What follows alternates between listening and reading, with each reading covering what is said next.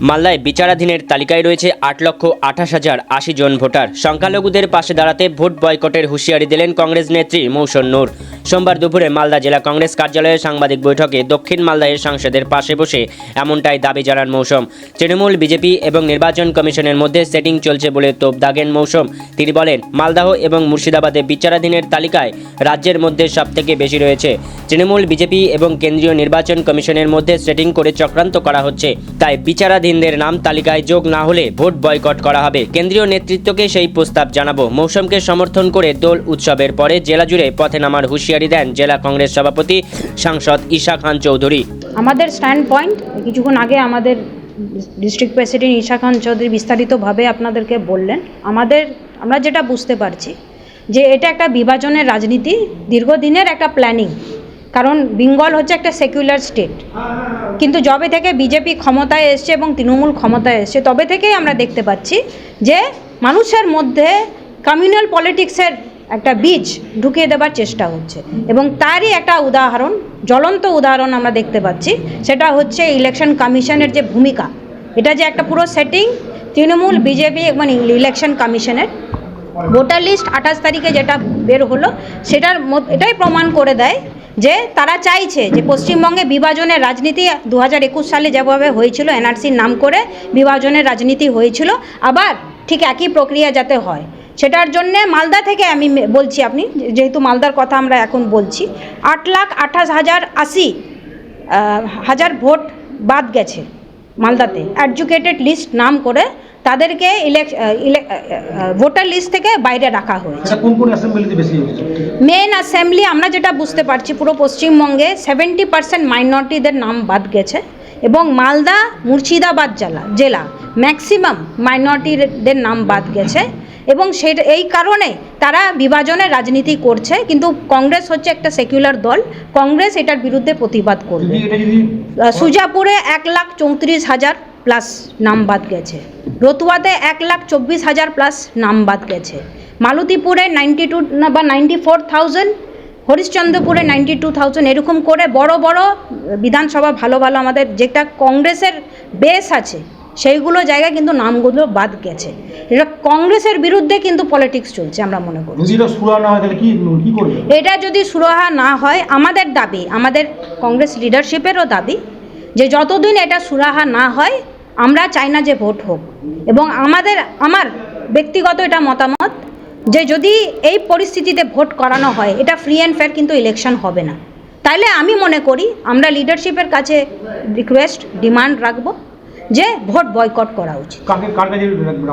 আমাদের লিডারশিপ খারগেজি, রাহুলজি, প্রিয়াঙ্কাজি এবং যারা লিডারশিপ আছেন, আমাদের পিসিসি প্রেসিডেন্ট শুভঙ্কর বাবুকেও জানানো হবে।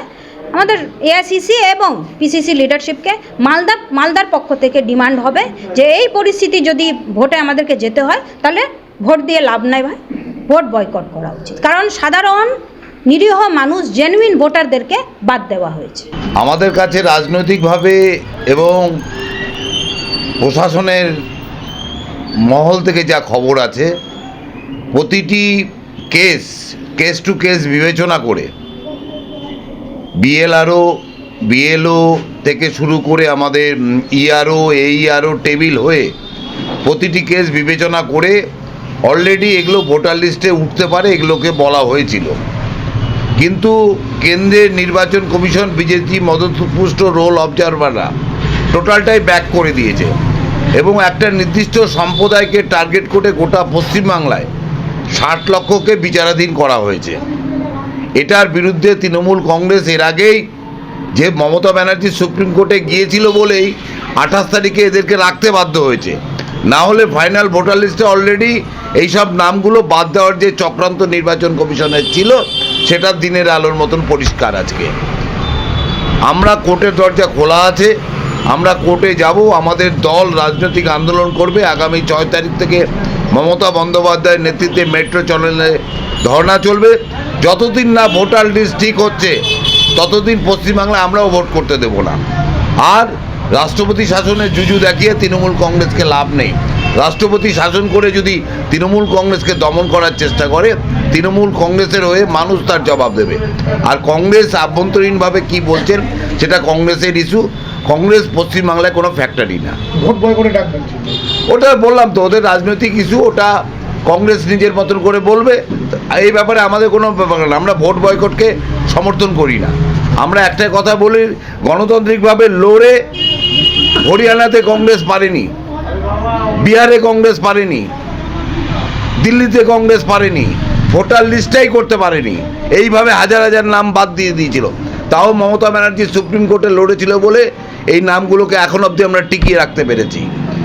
সেটাই আমাদের কংগ্রেসের থেকে তৃণমূল কংগ্রেসের পার্থক্য। ভারতবর্ষে যদি বিরোধী দলনেত্রী একজনই থাকে, তার নাম মমতা বন্দ্যোপাধ্যায়, যাকে মোদী এবং অমিত শাহ যথেষ্ট ভয় পান। জেলা কংগ্রেসের নেত্রী মৌসম নূর বলেছেন যে প্রায় 8 লক্ষেরও বেশি বিচারাধীন ফাইনাল ভোটার লিস্টে, তার জন্য জেলা কংগ্রেস নাকি ভোট বয়কট করবে।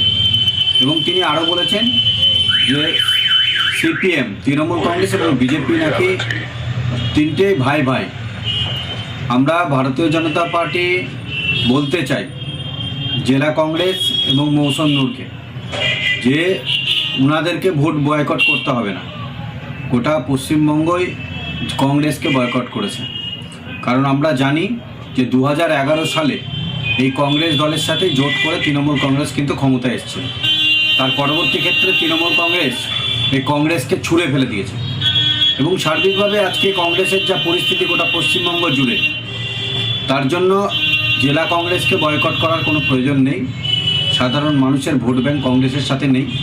আমরা শুধু বলতে চাই একমাত্র রাজনৈতিক দল ভারতীয় জনতা পার্টি যে তৃণমূল কংগ্রেসের সন্ত্রাসের বিরুদ্ধে অনবরত লড়াই করে যাচ্ছে এবং কংগ্রেসকে আমরা দেখেছি দীর্ঘদিন ধরেই যে তারা তৃণমূল কংগ্রেস দলের সাথে সামনে থেকে জোট করেছে, ভেতরে আতাত করেছে। তাই আমরা ধিক্কার জানাই ভারতীয় জনতা পার্টি। ইলেকশন কমিশনের বিষয়ে হস্তক্ষেপ করার কোনো জায়গায় যারা সংবিধান বোঝে তারা জানে মৌসম নূর যে কথা বলছে তার সাথে বাস্তবের কোনো সম্পর্ক নেই। ইলেকশন কমিশনের মতো কাজ করবে। একটা রাজনৈতিক দল হিসাবে ভারতীয় জনতা পার্টি যা যা করার তা ভারতীয় জনতা পার্টি করছে। আগামী দিন সংবিধান এবং ইলেকশন কমিশনকে মাথায় রেখে সংবিধানের জন্য যেসব কাজ করা দরকার একটা রাজনৈতিক দল হিসাবে, সেটা ভারতীয় জনতা পার্টি করবে।